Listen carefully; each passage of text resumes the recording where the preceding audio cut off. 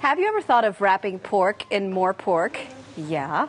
That's just one of the innovative creations of executive chef Mike Price, who is owner of Manhattan's Market Table Restaurant, and here to show us some of his favorite recipes. Good morning, Chef. Welcome back. Thank you. So before we get to the pork extravaganza, which I'm looking forward to, let's start with the side dish. What are we having as a side dish? We're going to make a toasted orzo quote-unquote risotto. What is orzo for people who don't know? Orzo is basically a rice-shaped pasta. Okay. So it's not actually a grain, it's a pasta, but it's made into the shape of rice. So that's why you call it risotto, because it looks like rice. It looks like rice, and we also are going to finish it with some risotto-like items, Parmesan cheese, a little bit of tomato, some basil. Okay. But the first step is what we're going to do is we're going to toast the orzo in butter, which gives it a really nice kind of nutty flavor to it. You can really get a nice aroma, almost if you were like making rice-a-roni. Oh, yeah, that's what it looks like because of the brown coloring. The brown color, you toast it in butter first, and then we're going to add a little bit of diced onions. Okay. A little bit of sizzle. We're going to cook that for a little bit.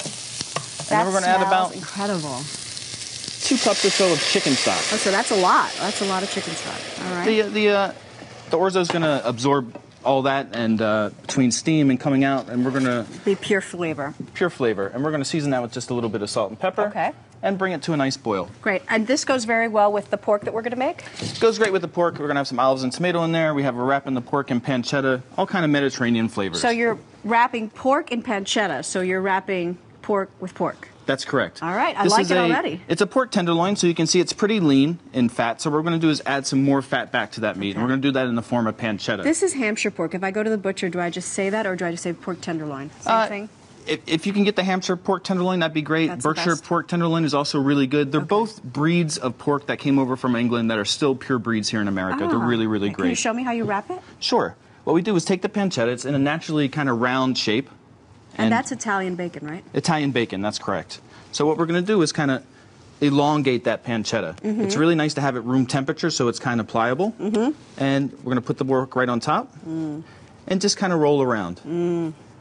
That is perfection. And then we're going to do the same thing with another piece of bacon. And so on and so on until it looks like that. Until it looks like that. You didn't season it? Not yet. Oh, you season it after? I'm going to season the outside of the meat. The pancetta naturally has a lot of salt to it, so we're going to go a little bit light on the salt and pepper. Makes sense. So we're going to go ahead and season that with salt and pepper. After you wrap it, you season it a little bit. Salt and pepper. Salt and pepper. That's all it needs, huh? All it needs. It's really about the natural pork flavor, the pancetta. It's all going to sear. It's going to be great. Nice and crispy on the outside. A little bit of oil in the pan. Hot skillet. Let's listen for that magic sound. The magic sound of the sear. All good. So after you sear it, you get it nice and brown on both sides. Nice and brown on the... You put it in the oven? That's exactly right. We're going to go ahead and toss that in the oven. Okay. What we have is we have one that's here. It's already ready, coming out of the oven. Spectacular. How long do you put it in there? After you brown it on both sides, you're talking about another 5 or 6 minutes or so. Oh, that's it? Yeah, it's not going to be too long. It's not a really, really thick cut of meat. And we want to keep it kind of a medium temperature. Okay. And here's the orzo as Here's the orzo. You can see most of the liquid is absorbed. We're going to finish that with a little bit of...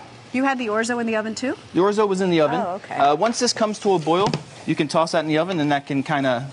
It just helps really absorb the liquid a little bit faster. And that was Parmesan cheese you put in? Parmesan cheese, a little bit of fresh basil. Oh. We got some fresh homemade tomato sauce we're going to put in there. Oh, you're killing me, Mike. Some fresh Kalamata olives. Okay.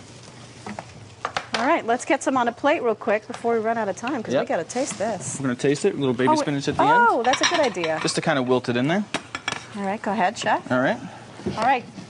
We're going to start tasting this. This is what a finished plate looks like right here. Finished plate right there. It's beautiful. And then we have, what do you have for dessert real quick? For dessert, we have a wonderful 3-berry and rhubarb crisp. And then the crisp is made with grape nuts on top of it, which is a really interesting texture, especially when you serve it with ice cream, whether it be... grape nuts, like the cereal grape nuts? Grape nuts like the cereal. And I mix that with oatmeal and... a little bit of butter, some brown sugar, and bake it right on top of the berries, and it's wonderful. Beautiful. Thank you, Chef. A lot happens early on The Early Show, weekday mornings on CBS.